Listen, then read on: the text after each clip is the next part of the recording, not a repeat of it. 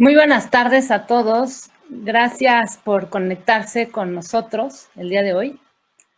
A nombre de la doctora Olbeth Hansberg, coordinadora general del SOAFEM, les doy la más cordial bienvenida a esta nueva entrega del ciclo de conferencias en línea, La vida emocional en la pandemia.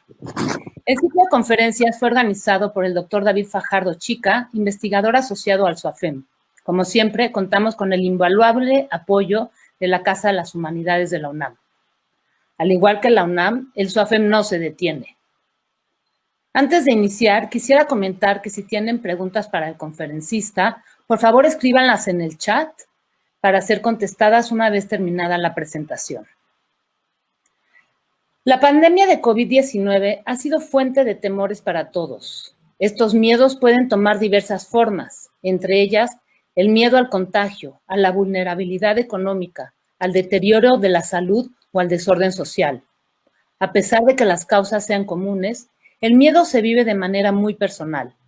Los cerebros humanos operan de formas similares, pero la experiencia del miedo incluye elementos de la cultura en la que vivimos y de nuestra historia personal que la hacen muy particular. Tener en cuenta estos elementos nos servirá para la comprensión de los temores propios y ajenos.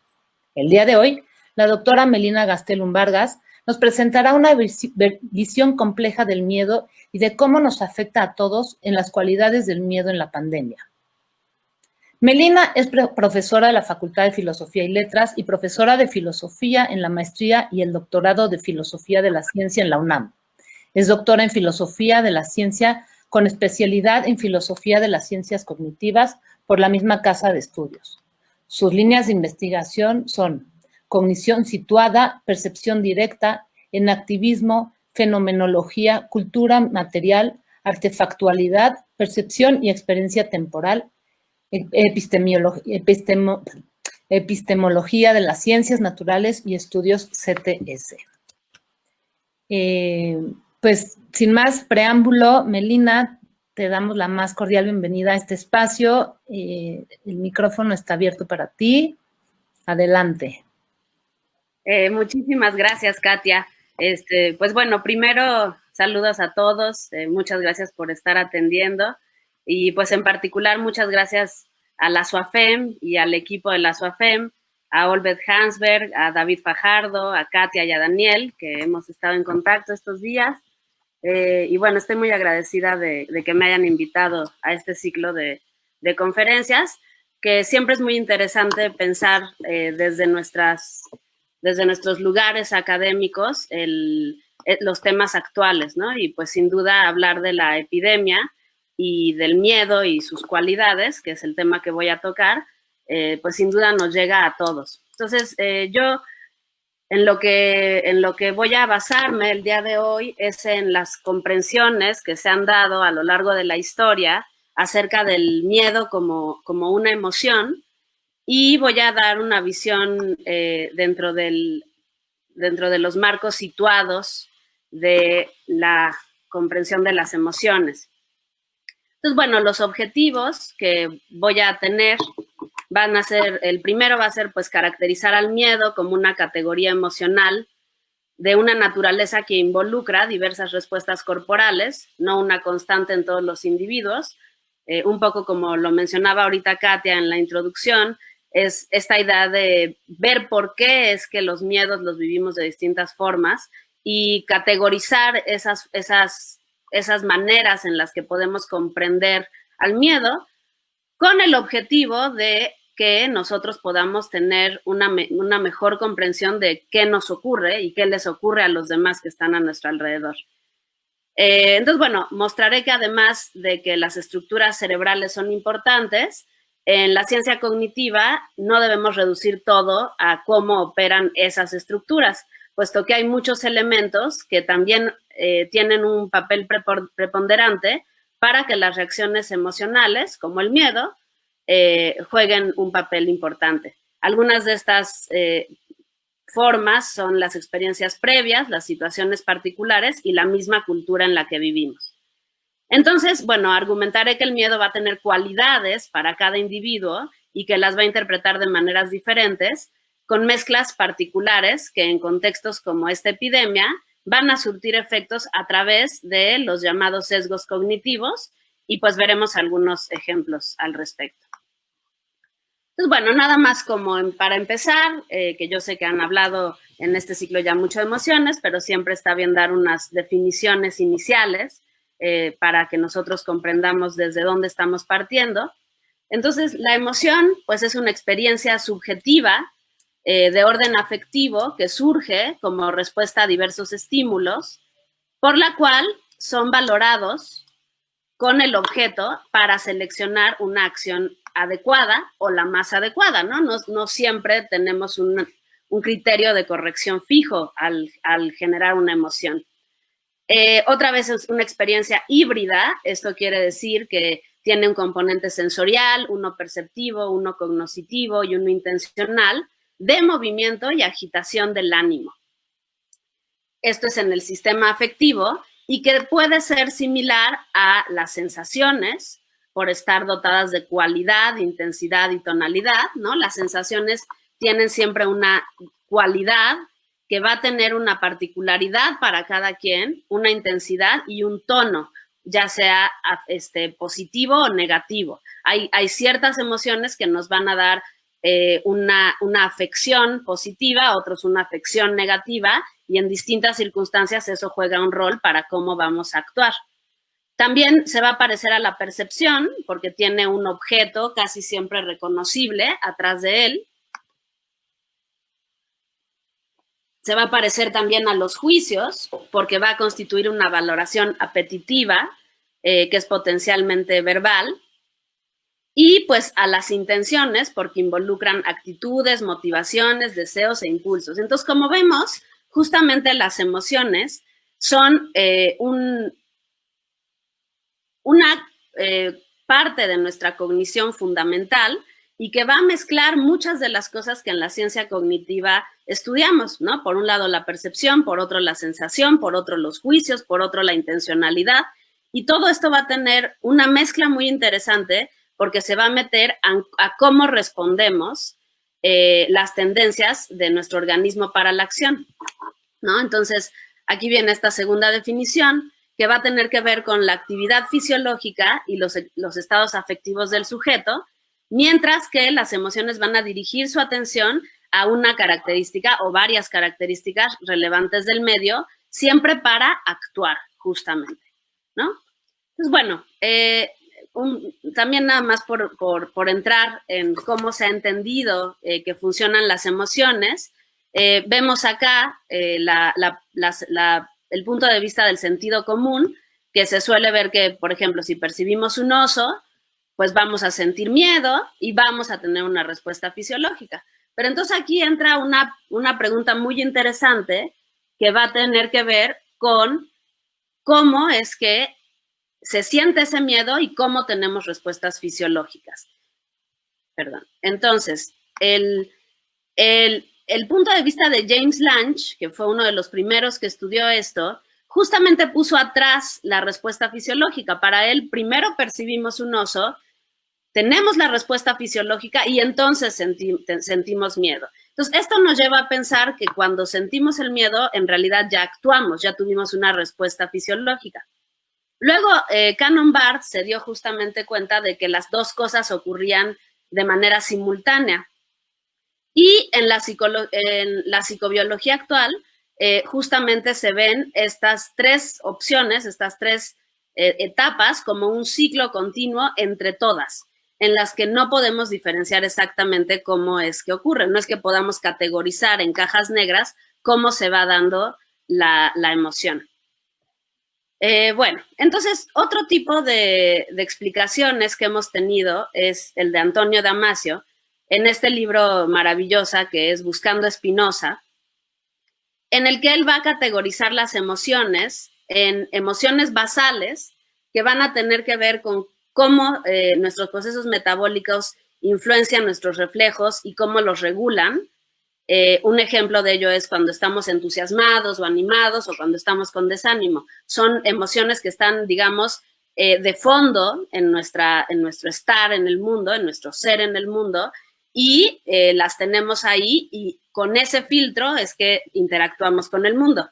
ya veremos justamente que en esta pandemia hemos aprendido a tener una emoción basal que normalmente no tenemos, ¿no? Una emoción basal que está todo el tiempo a la espera de noticias, a la espera de una catástrofe, etcétera.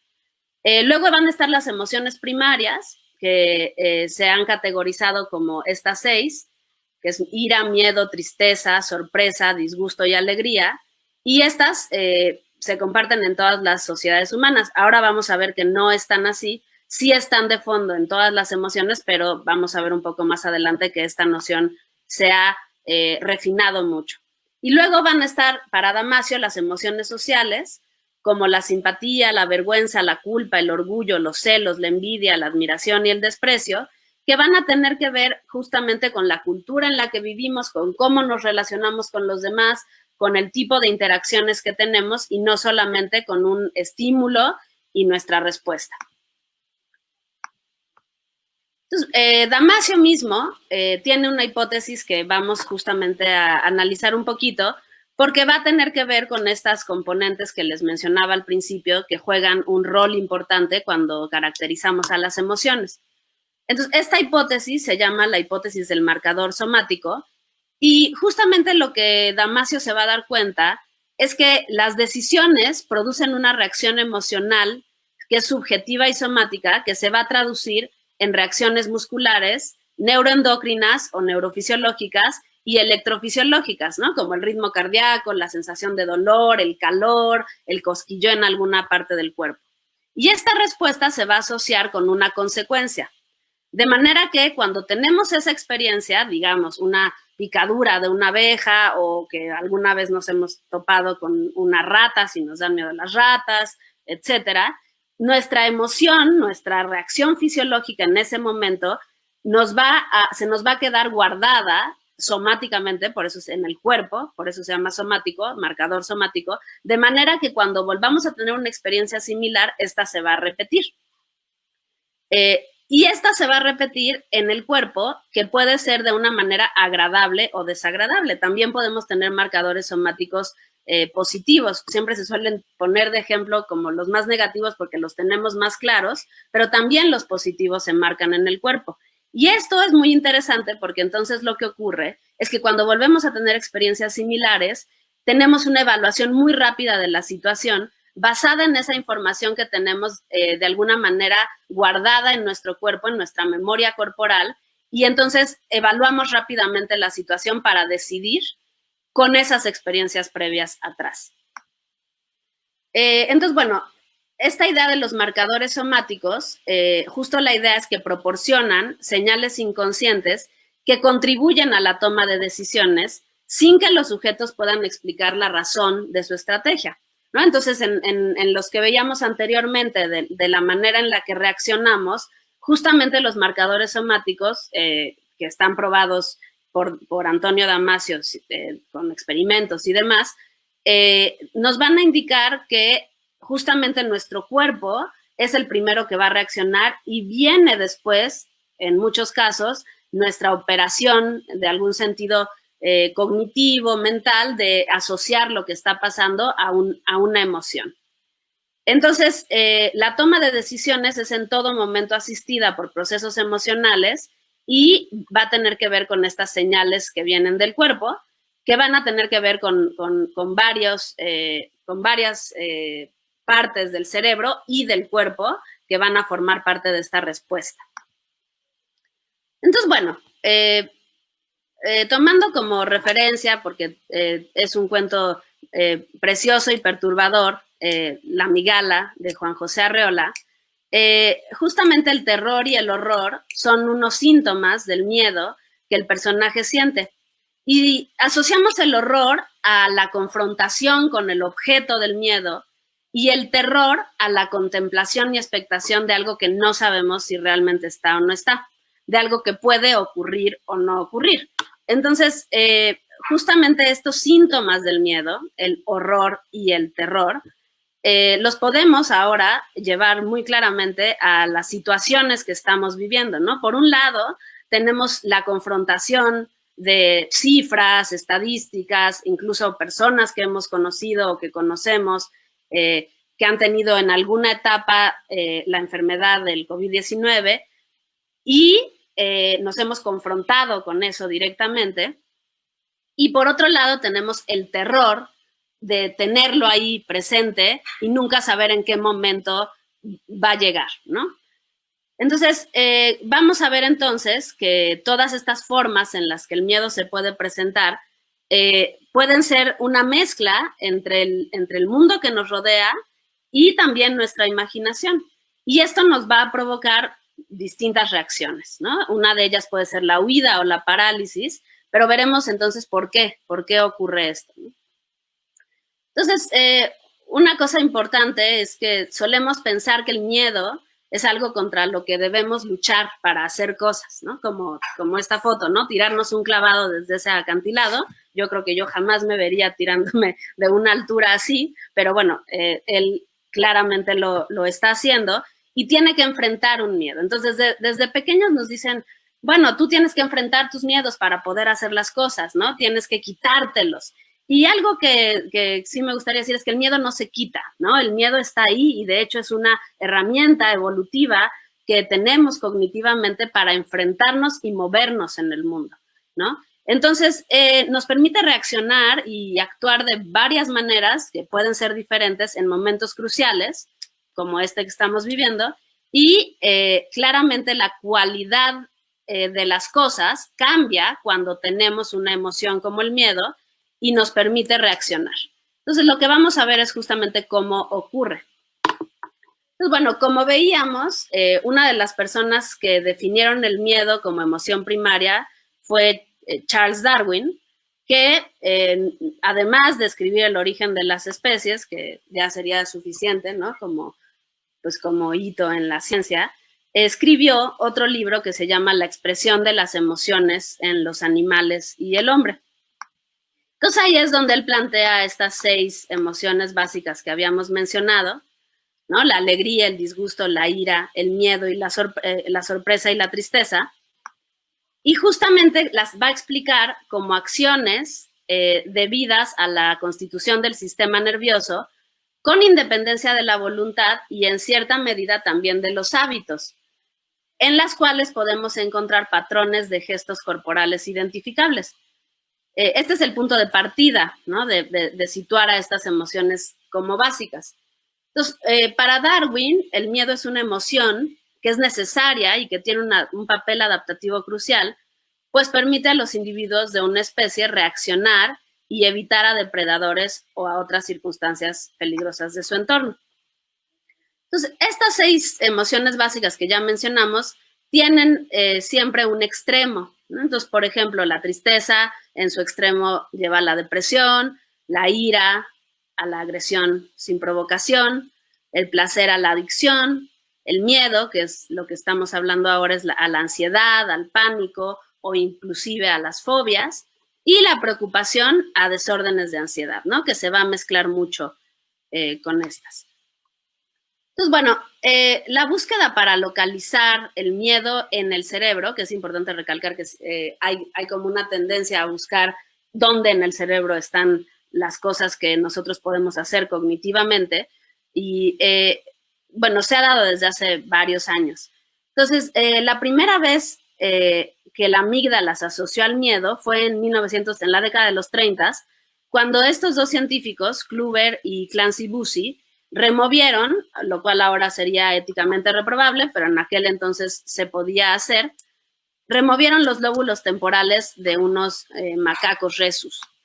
Entonces aquí tenemos la foto, ¿no? Entonces, sin la amígdala, que es donde está, sin los lóbulos temporales, que cortas la amígdala, estos primates se podían aproximar a objetos que normalmente generan miedo, como las serpientes, que generan instintivamente un miedo, y no huían. Entonces, estos científicos atribuyeron el comportamiento a la ausencia del miedo y esto lo atribuyeron a que estaba directamente causado por la falta de la amígdala y la llamaron que esto era una ceguera psíquica. Tiempo después, Joseph Ledoux, ya en los 90, en el 94, planteó en el libro del cerebro emocional, que les recomiendo ampliamente tenerlo ahí porque es además un libro muy bonito, plantea una hipótesis que va a tener que ver con explicar el miedo como lo hemos estado viendo, como respuestas psicológicas y corporales que ocurren de manera universal en una ruta que se va a activar cuando nuestro cuerpo debe reaccionar a un estímulo. Pero entonces él va a decir que va a haber dos rutas. Una ruta, que es la ruta talámica, que es vía el tálamo y la amígdala, ¿no? Que es aquí, como lo vemos por acá, el tálamo, y luego se va a la amígdala, en donde se activa rápidamente una respuesta de tipo acercamiento-alejamiento y está basada en información sensorial elemental sin identificar conscientemente el objeto que lo induce. Y luego está la ruta neocortical que va al tálamo y luego a la corteza visual. Esta ruta va a detonar reacciones más complejas, más diferenciadas, más lentas y va a estar basada en informaciones sensoriales más integradas. Entonces, la activación de la amígdala por parte de inputs, es decir, por información que recibimos del neocórtex, va a ser consistente con la idea de que el procesamiento es postcognitivo, es decir, que ocurre después de que ya ocurrió la acción perceptual. Y la activación de la amígdala por parte de los inputs talámicos va a ser también consistente con la hipótesis de que el procesamiento puede ser preconsciente y precognitivo. Entonces, estas dos rutas abarcan lo que veíamos en un inicio, que podemos tener distintos tipos de reacciones de miedo, ¿no? Una mucho más lenta, que podríamos llamar mucho más racional, mucho más consciente, en el sentido de que estamos atentos a lo que está ocurriendo, y otra que es mucho más inmediata, que es la ruta que va directamente a la reacción corporal, ¿no? La tálamo-amígdala. Entonces, hubo un caso muy importante, que es el caso más estudiado con estas teorías, que es de una señora denominada SM, que está afligida con una enfermedad genética que va obstruyendo gradualmente la amígdala durante su niñez y la adolescencia.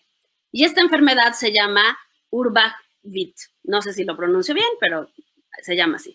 SM está saludable y posee una inteligencia promedio, pero su relación con el miedo es inusual. Entonces, se le hacen todo tipo de pruebas con diversos estímulos que comúnmente provocan miedo, como poner enfrente arañas o serpientes, como las que veíamos con los macacos, pero ella no lo sentía, no sentía miedo. La razón atribuible era que tenía daños en la amígdala.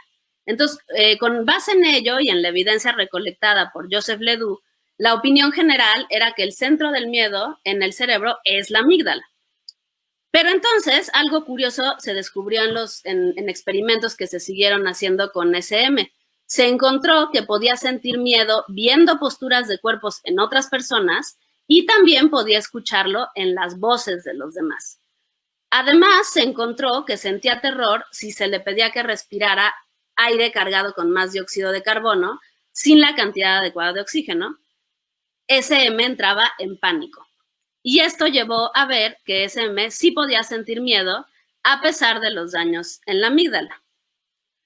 Entonces, este caso dejó pocas dudas de que las amígdalas, sin duda, son estructuras cerebrales involucradas en la sensación del miedo. Sin embargo, estas posturas se consideran hoy muy cerebrocentristas, pues no toman en cuenta otros elementos que también son necesarios para que sintamos miedo. De hecho, el caso de que SM sí se atemorizara en algunas circunstancias nos puso a pensar de qué otras cosas contribuyen a sentir miedo. Entonces, los estudios de neurociencia más recientes sugieren que las emociones como el miedo no son una cadena incontrolable de reacciones, aunque se sientan así, sino que aparecen de manera distinta, como veremos a continuación.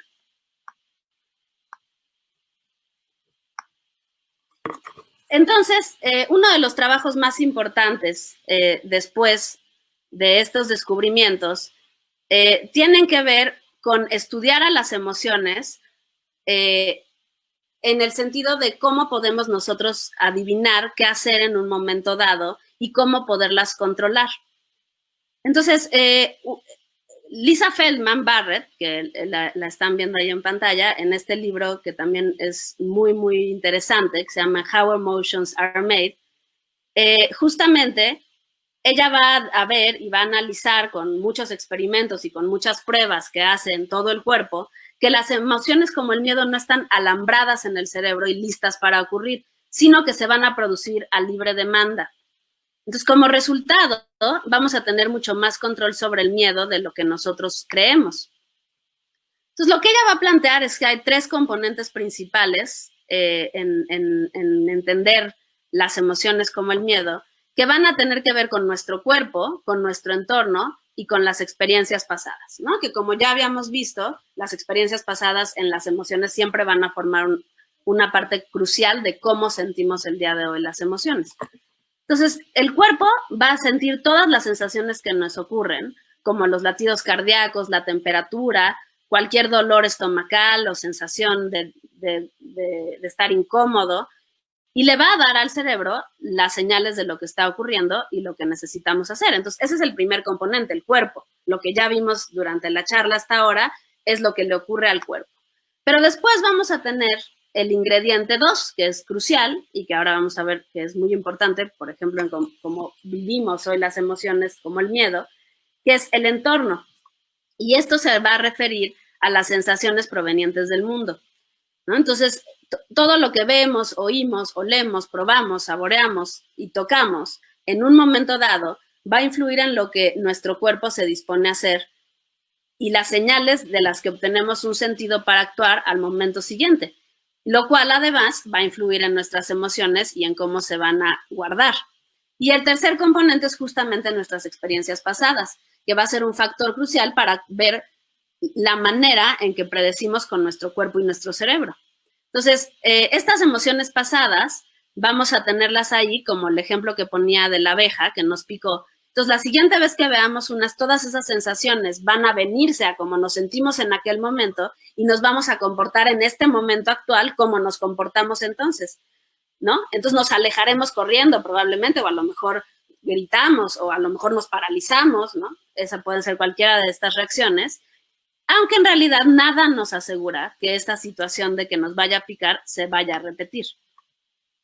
Entonces, nuestro sistema, cuerpo, cerebro, ambiente, va a establecer una situación parecida con experiencias previas y va a reaccionar como lo hicimos en otros momentos.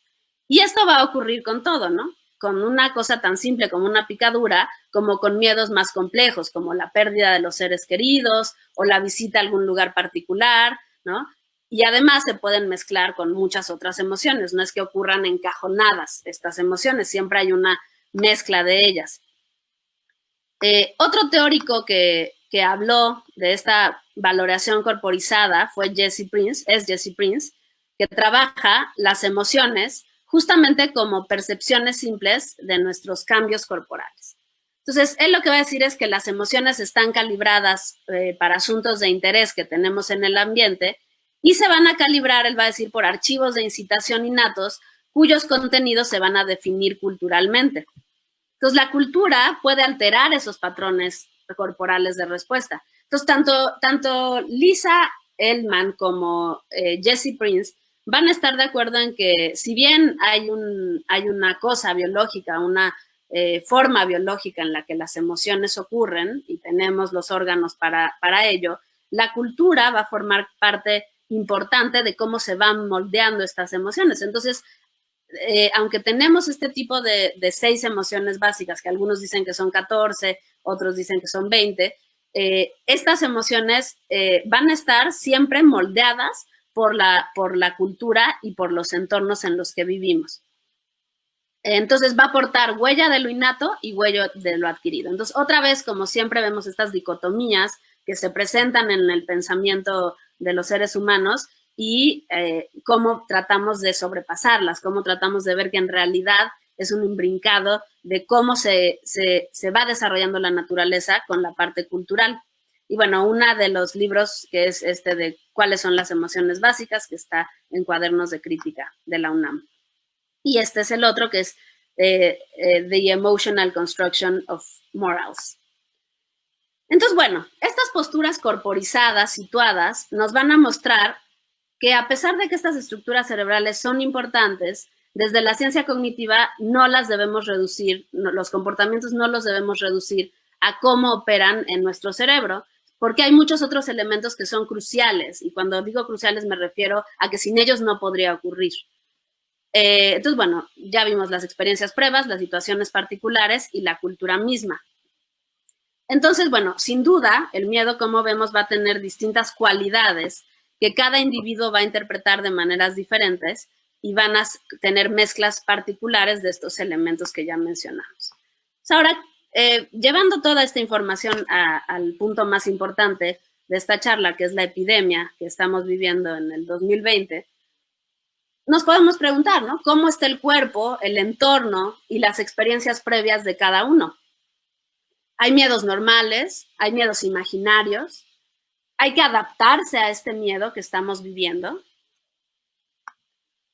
Entonces, una versión del miedo, como veíamos, llevada a un extremo es la ansiedad, que va a corresponder no a un riesgo presente, sino a una emoción que está orientada hacia el futuro o a que la emoción que tenemos en el presente se alargue durante mucho tiempo. Entonces, la ansiedad va a ser un sistema complejo para detectar de forma anticipada o prevenir acontecimientos que se perciben como potencialmente negativos. Entonces, en realidad, la ansiedad lo que nos ocurre es que queremos predecir lo que va a ocurrir y al haber incertidumbre nos da mucha ansiedad. Entonces, es una respuesta en realidad adaptativa que puede ser muy útil porque nos ayuda a tener algo previsto para la supervivencia, aunque no llevada al límite, porque nos puede llevar a tener trastornos, ¿no? Trastornos ansiosos. Entonces, bueno, justamente estos temores que tenemos por sobrevivir, ¿no? Los temores de aislarnos, los temores del fracaso, son miedos que pues están latentes en una pandemia, ¿no? También los miedos económicos, en fin, hay un montón que podemos aquí nombrar. Entonces aquí me gustaría introducir esta categoría también de los sesgos cognitivos, que son un efecto psicológico que va a producir una desviación en el procesamiento mental que nos va a llevar a una distorsión o un juicio inexacto, a una interpretación que podríamos decir ilógica o más bien permeada por algo que está atrás, ¿no? Que se suele decir que es irracional, aunque a mí no me acaba de gustar porque creo que además es sumamente lógico y racional que actúen nuestras emociones sobre nosotros, que se da sobre la base de la interpretación de la información que tenemos disponible, aunque esos datos no sean lógicos o no se relacionen entre sí. Y podemos tener efectos diversos a través de estos llamados sesgos cognitivos. Entonces, por ejemplo, uno de estos atajos mentales ligados al miedo y a la ansiedad es esta idea de la catastrofización. Entonces, cuando nosotros somos catastróficos, ¿no? Mentalmente hacemos algo muy rápido que ante una situación ambigua tendemos a asumir lo peor, ¿no? La opción más negativa. Entonces, ese pensamiento que está ahí psicológicamente va a influenciar nuestras experiencias que estamos viviendo en el cotidiano y también nuestros aprendizajes, pero no está exento de errores no intencionados, ¿no? Entonces, por ejemplo, por haber vivido una serie de situaciones que pusieron en riesgo la salud de personas próximas, creemos que esta pandemia será sumamente desgraciada para nosotras, ¿no? Entonces, a lo mejor creemos que como en nuestra familia ha habido mucho riesgo en la salud, para nosotros esto va a ser tremendo, ¿no? Y hay una parte que está ligada a elementos que tienen razón, pero llevarlo a la catástrofe es lo que nos da un miedo y una ansiedad que puede llevar a problemas más serios, ¿no? Entonces, los estímulos, entonces, con estos sesgos, se activan, digamos, con un filtro en medio que van a hacer que, de hecho, pensemos que se confirman nuestros miedos más profundos. Entonces, una de las cosas que podemos localizar como elemento que puede agravar estas situaciones es la sobreinformación, ¿no? Que puede aumentar estas sensaciones de riesgo y, por ende, de miedo y de ansiedad. Entonces, la sumatoria de estímulos en realidad no es que acrecente el riesgo real, pero sí la sensación que tenemos de ella y entonces juzgamos que es más probable que nos ocurra. Entonces, de hecho, es algo que estamos viviendo, es algo que estamos experimentando. No es que no ocurra, no es que sea imaginario para nosotros. Lo que está en duda es cuál es la relación de verdad que hay entre lo que estamos imaginando y lo que nos está ocurriendo. Pero eso pues tiene que ver con el entorno que vivimos y con nuestras experiencias pasadas. Entonces, por ejemplo, la ansiedad nos puede llevar a tomar medidas de seguridad que nos alivian en una sensación transitoria, ¿no? Que se suele llamar el sesgo de la ilusión de control, pero que en realidad solo hacen que la ansiedad después aparezca más gravemente. Entonces, bueno, estas conductas se pueden extender en el tiempo y para garantizar la seguridad y van a continuar hasta que esa percepción disminuya. Y eso, si lo llevamos a tiempo, a que se dé durante mucho tiempo, puede generar una fobia, ¿no? Entonces, justamente una de las cosas que nos estamos preguntando mucho es, después de que volvamos a la nueva normalidad y se dé un tiempo, ¿cuántas nuevas fobias van a existir alrededor de estos miedos y de estas ansiedades?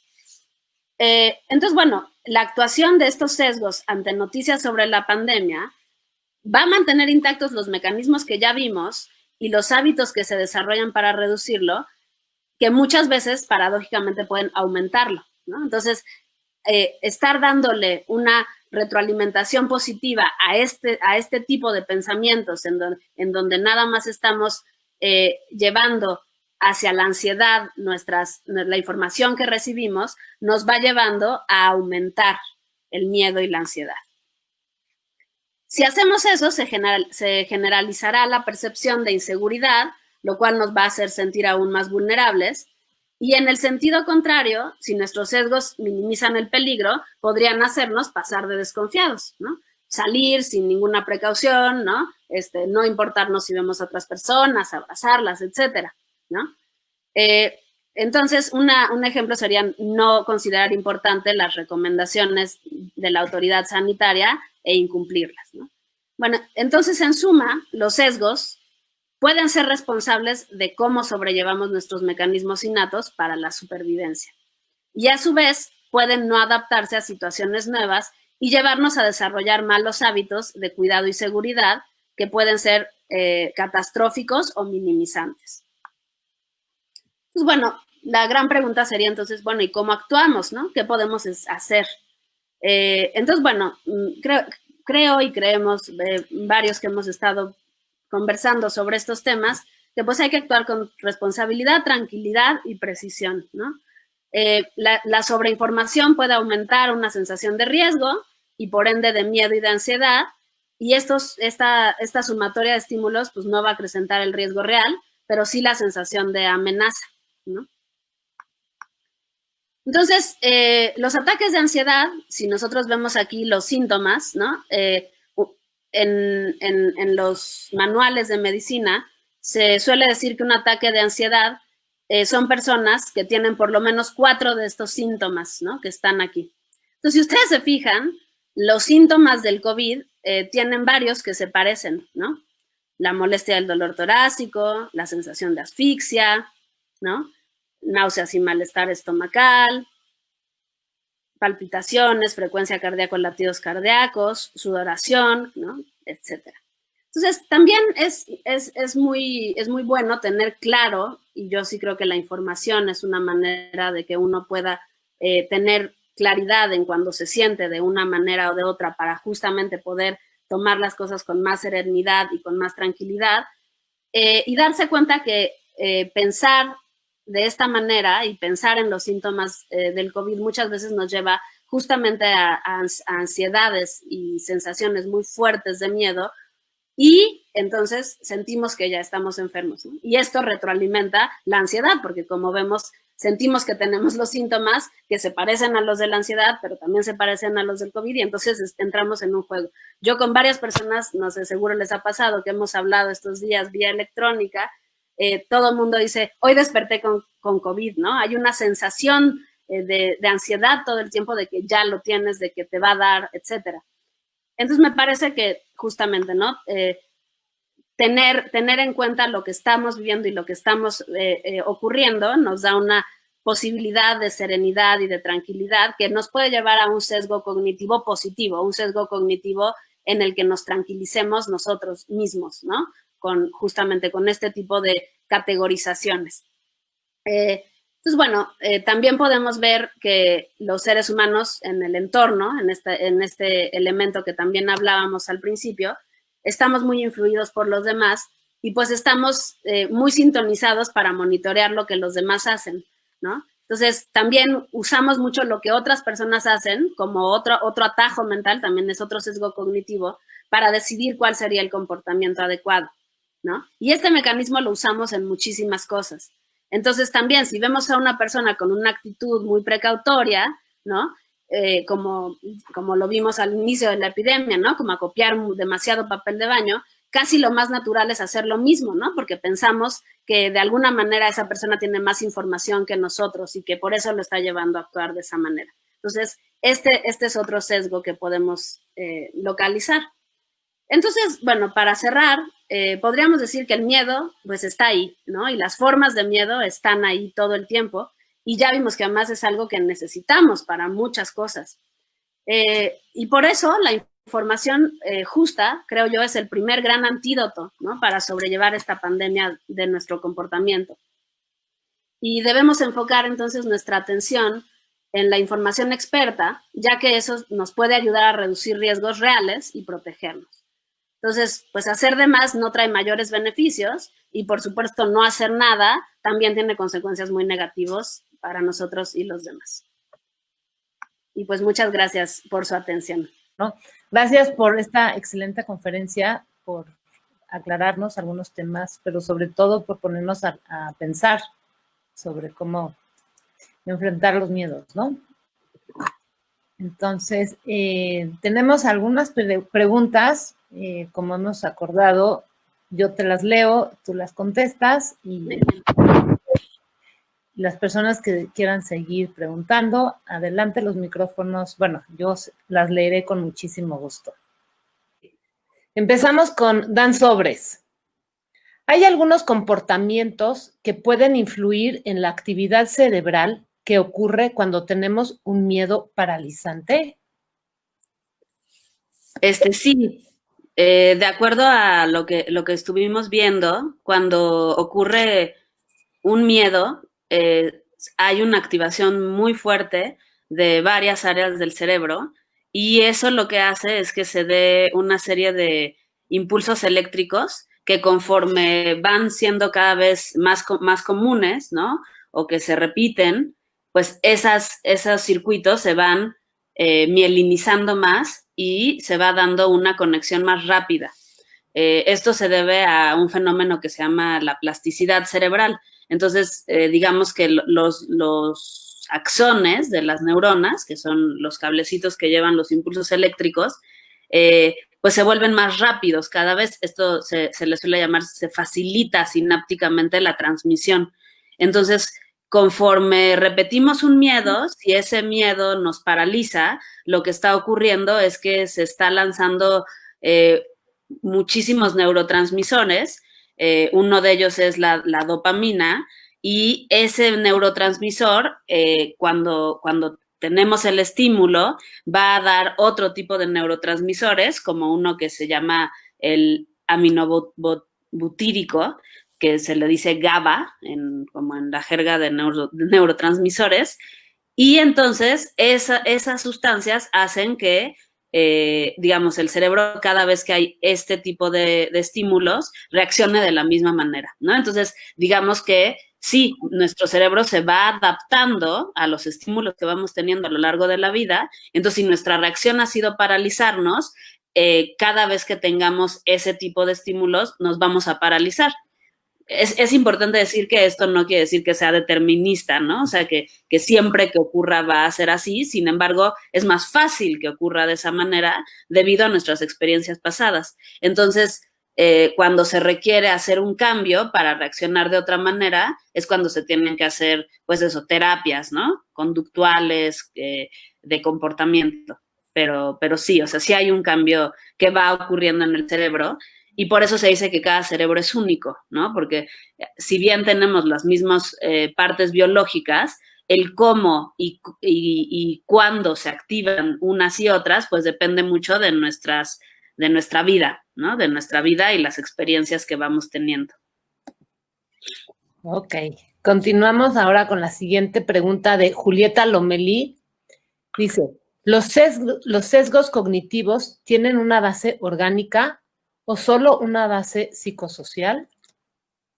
Me gusta mucho esta pregunta porque da pie a algo que me parece importante recalcar, que es que al menos desde los enfoques que a mí me gusta trabajar, que son estos enfoques corporizados y situados, no hay una diferencia clara entre lo biológico y lo psicosocial, ¿no? O sea, siempre hay un ciclo o un ritmo que se va dando entre ambos, que va retroalimentándose para los comportamientos psicosociales como para lo que ocurre biológicamente. Entonces, digamos, la respuesta sería que en efecto los sesgos cognitivos tienen ambas partes.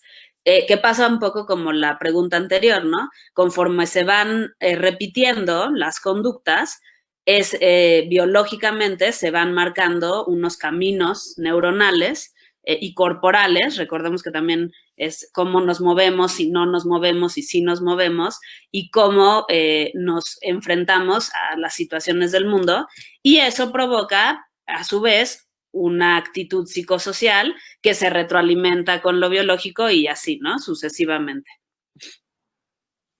Ok, muy bien. Vamos con la siguiente pregunta de Diana Rojas. Quería preguntarte, ¿la idea del marcador somático está relacionada con la noción de Darwin sobre la emoción como herramienta evolutiva? Sí, completamente. De hecho, justamente Damasio parte en este libro del error de Descartes. Él parte justamente de la idea de que Darwin planteó a las emociones básicas que veíamos como una forma corporal de reaccionar a estímulos del ambiente para adaptarnos mejor, ¿no? Es decir, para justamente, ¿no? Huir si tenemos que huir y entonces no ser devorados por un depredador, o ocultarnos si nos tenemos que ocultar de un peligro, ¿no? Etcétera. Entonces, en efecto, todas estas respuestas corporales, que va a decir Damasio, se van quedando guardadas como memorias corporales, son una forma adaptativa de cómo enfrentarnos a los entornos cuando tenemos que reaccionar de ciertas maneras que ponen en juego ya sea nuestra vida o nuestra viabilidad, ¿no? O sea, por ejemplo, nosotros si tenemos unas emociones muy fuertes, ¿no? Por ejemplo, los ataques de pánico, etcétera, pues eso pone en riesgo nuestra vida, ¿no? A la larga, ¿no? Entonces, si tenemos el ritmo acelerado durante mucho tiempo, eso es muy peligroso. Entonces, todas ellas son reacciones de cómo guardar nuestra precariedad, que es que pues, podemos morir básicamente en cualquier momento, ¿no? Qué interesante respuesta. A ver, vamos con Dan Sobres otra vez. ¿Qué pasa con los hipocondríacos? No la deben estar pasando bien estos meses. Sí, bueno, de acuerdo, los hipocondríacos, el problema es que justamente cuando se suele decir esto, ¿no? De la mente controla al cuerpo, hay una parte que es muy, muy cierta, que tiene que ver con que, pues nosotros, digamos, nos provocamos muchas de las cosas que vivimos corporalmente. Entonces, si en la hipocondria tú te generas, ¿no? Dolor de garganta, dolores de cabeza, pues todo el tiempo estás reafirmándote una enfermedad que puede ser imaginaria, pero puede llegar a ser real.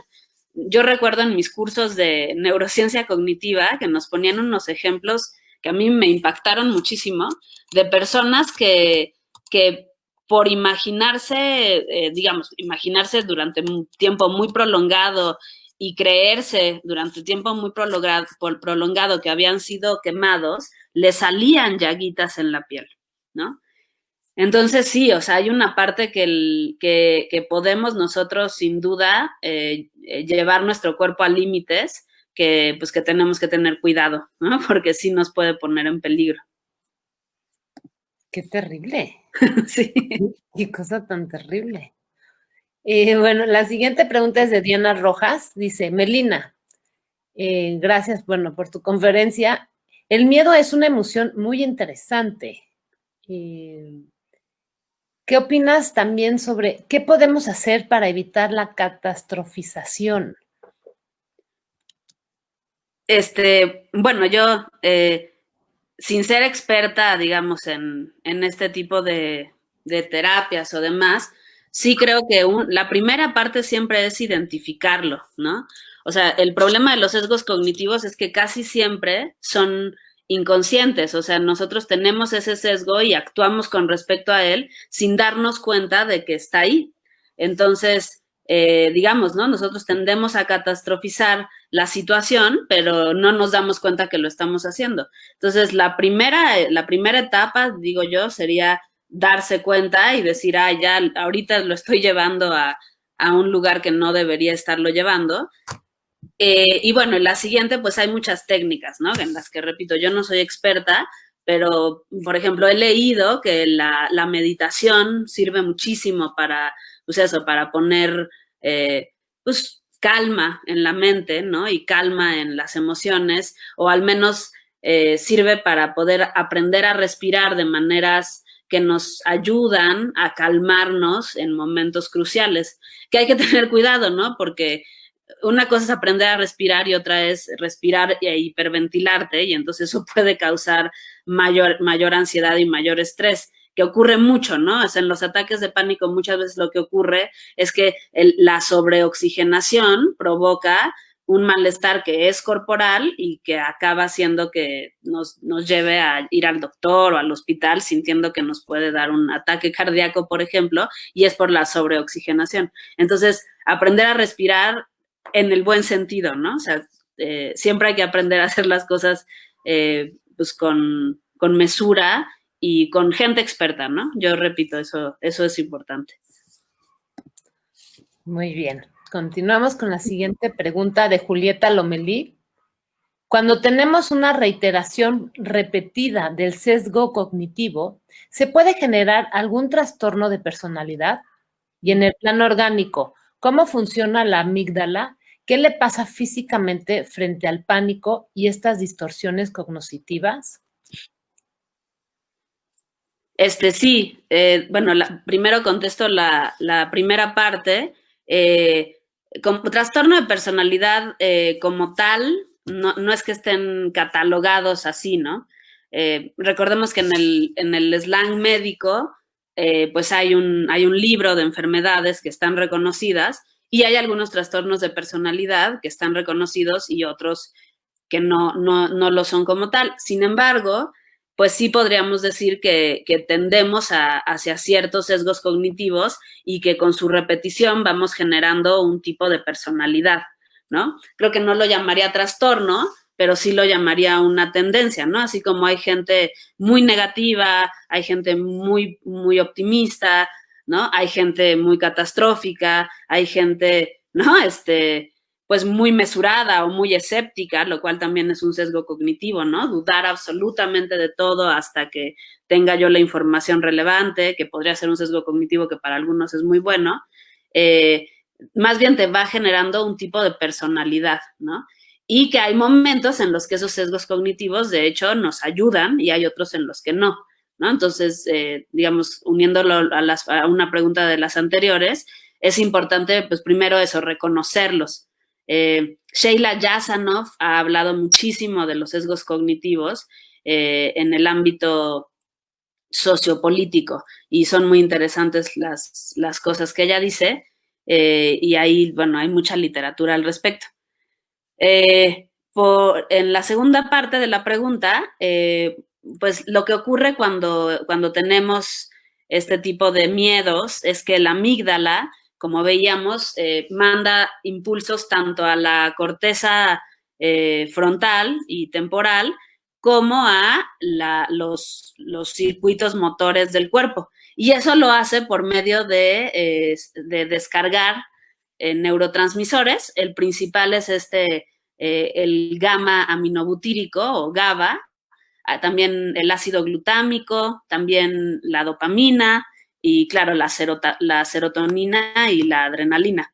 Y por medio de esos neurotransmisores, y justamente depende de la reacción cuál, va haciendo que el cuerpo se comporte de una manera o de otra, ¿no? Entonces, por ejemplo, cuando se segrega mucha adrenalina y esa adrenalina llega a todo nuestro cuerpo, pues tendemos a movernos mucho, ¿no? Justo es para salir corriendo, ¿no? Y acelerar el pulso cardíaco, subir la temperatura, acelerar la respiración. Y la dopamina muchas veces lo que hace es más contención, ¿no? Justamente esta sensación de como tensión en los músculos, ¿no? Que todos hemos sentido, por ejemplo, yo la siento claramente con las alturas, ¿no? Eso siempre me genera tensión en los músculos. Entonces, eso, ¿no? Ocurre en distintas formas con distintos neurotransmisores. Ok, y bueno, vamos a la última pregunta de Lilia Monroy. Dice, ¿el agotamiento que vivimos en este periodo COVID se deriva de estos procesos corporales emocionales? ¿Qué opina? Sí, yo creo y lo he pensado en estos días mucho. Me parece que lo que estamos viviendo de estas emociones tan fuertes, prolongadas, están haciendo que nuestros cuerpos estén verdaderamente estresados, estresables, ¿no? Es decir, que ante poco estímulo reaccionemos más. Y eso me parece que pues ocurre mucho en situaciones límite, que digo, que cada quien tiene su propia situación en este momento, pero al final hay una común que es un estrés generalizado y una incertidumbre muy fuerte. Entonces sí, ¿no? O sea, el estar constantemente viviendo, simplemente con abrir las noticias, ya esa información genera miedos, ansiedades, incertidumbre, tristeza, ¿no? Angustia, y eso, pues, lo vivimos diario. Entonces, estar viviendo diario ese tipo de emociones, claro que tiene a nuestros cuerpos en un nivel de estrés, pues, fuerte. Y hay que también estar conscientes de que por eso estamos muy reactivos, ¿no? O sea, que por eso también muchas cosas se sienten exacerbadas, porque es lo mismo, ¿no? Estamos retroalimentando un circuito que hace que así nos estemos comportando. Y eso es para poder actuar de la mejor manera posible ante una eventualidad. Muchas gracias por tus respuestas, Melina. Quiero hacer un breve anuncio. Melina va a participar en un evento organizado en conjunto con la Coordinación de Humanidades, la Casa de las Humanidades y nosotros como SUAFEM, el próximo 3 de julio a las 12 del día. El evento se llama Facetas del Miedo en la Pandemia. Va a ser transmitido desde la Casa de las Humanidades, pero nosotros la pondremos también aquí en nuestro Facebook y bueno, estará disponible para todos. Me resta darle las gracias a Melina por haber dado esta hermosa y excelente conferencia. Espero que nos llene de conocimiento y que aprendamos a controlarnos a nosotros mismos en estos tiempos. No sé si quieras decir algo más, Melina. Así, una cosa más quiero decir. Todas las conferencias pueden ser consultadas en nuestra página web, suafem.unam.mx. Y bueno, pues eso es todo por parte de nosotros del SUAFEM. Muchas gracias, Melina. Yo también les agradezco muchísimo. Me encantó participar en este ciclo de conferencias, me parecen súper importantes y además son temas que justo ahorita son muy relevantes para todo mundo. Y pues eso, encantada de ponernos en contacto, de conocerlos y pues mi agradecimiento. Y ya nos veremos la semana que entra bueno, en unas semanas con la Casa de las Humanidades, ¿no? Pues muchas gracias, Melina. Yo con esto doy por terminado el día de hoy. Gracias a todos por participar. Hasta luego. Hasta luego.